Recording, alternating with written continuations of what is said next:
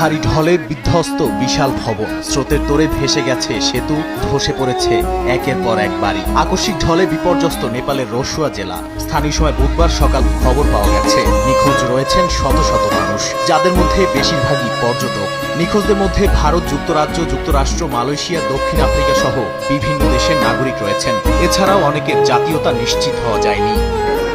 বন্যায় ক্ষতিগ্রস্ত হয়েছে সড়ক ও গুরুত্বপূর্ণ অবকাঠামো। কাঠমান্ডুর সঙ্গে সংযোগকারী প্রধান সড়ক বন্ধ হয়ে যাওয়ায় ব্যাহত হয়েছে যোগাযোগ। পাশাপাশি বিদ্যুৎ সরবরাহ বিঘ্নিত হয়েছে। নেপাল ও তিব্বতের দুই পাশেই চলছে উদ্ধার অভিযান। তবে প্রবল বাতাসের কারণে হেলিকপ্টারে দুর্গত এলাকায় পৌঁছানো কঠিন হয়ে পড়েছে।